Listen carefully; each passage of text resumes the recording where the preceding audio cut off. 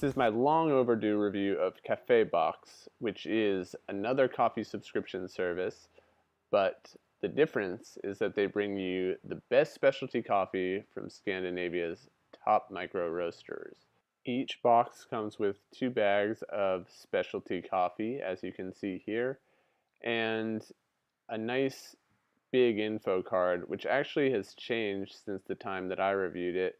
In my most recent shipment, I got 2 small little cards with all of the usual coffee specs that you'd love to see in your specialty coffee. So here's a look at some of my favorites. This was one delivery that I got back in the fall of 2016. And you can see that there isn't much English, if any English, on the bag here, but they provide all of the same information translated for you on the info cards that they also include in the shipment. So it's a very simple subscription service in that it doesn't come with any extra gimmicks or goodies like some of the past subscription services I've used. It's just straight up specialty coffee, which I think is awesome. Now, it isn't necessarily going to give you a lot of customizability. You're not going to be able to choose blends or decaf coffee, and you're not going to really get to customize your shipping schedule, at least not currently. What you do get, though, is access to coffee that you otherwise would not have gotten access to, unless, of course, you live in one of the Scandinavian countries. So typically in that region of the world, coffee is roasted much more lightly. So if you are a big fan of dark roasts, then you probably want to steer clear of Cafebox.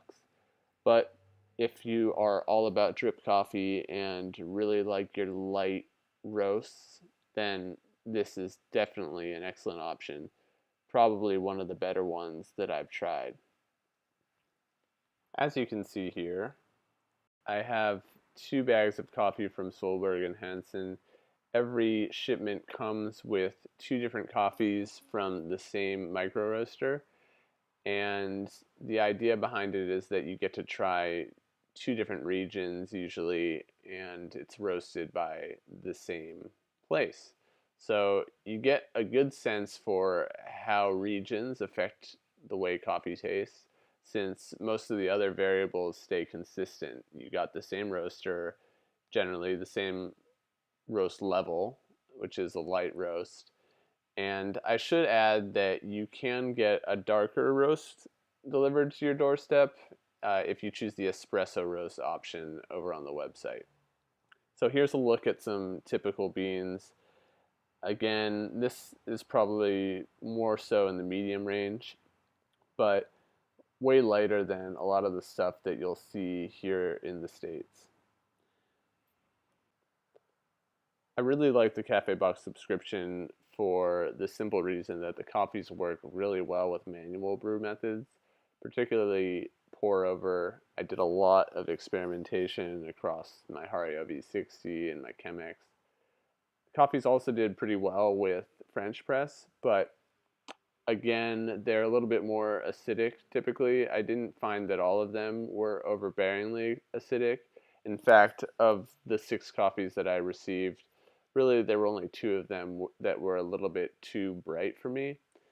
But I think that the coffees that you receive from Cafebox, at least in my experience, are pretty versatile and can work well with French press and other brewing methods. I didn't do a whole lot of espresso, but I didn't think that these coffees would really work too well for espresso because they were on the lighter end. So that's why Cafebox offers an espresso level roast. So I've spent a lot of time already talking about the things I liked about Cafebox. Let's talk about the things I didn't really like. Now, this is probably mostly attributed to the fact that I live on the west coast of the United States, but the coffee typically arrived more than a week off roast, sometimes past 2 weeks. The slow shipping speed is probably a deal breaker for a lot of people, and I gotta say that I'm probably in this camp too, just because I like to receive my coffee as freshly roasted as possible. Now, as to whether coffee freshness really makes the biggest difference in the way your coffee tastes, at least 2 weeks versus 3 weeks, I'm not going to say that it's the biggest deal in the world. If you have a crappy grinder and bad equipment in general, then that's going to really compromise your coffee. And if you have bad coffee, that's going to really make things a lot worse. So, to compensate for the fact that the coffee takes a little bit longer to get to you, at least if you're here in the US, they have excellent coffee, and I think that in a lot of cases it's going to make up for it. Then really my only other issue with Cafe Box is the fact that you can't really customize your shipping dates. You basically get the coffee at the beginning of the month on their schedule. And I know that this makes things easy from a logistics perspective, but it doesn't necessarily make things easier for the customer.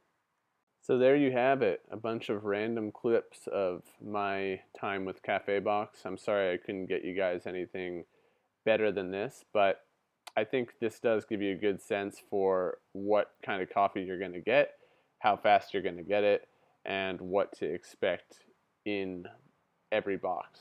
So give them a try. It's really affordable in relative terms compared to other subscription services. And if you have questions, as always, you can leave them below. Thanks.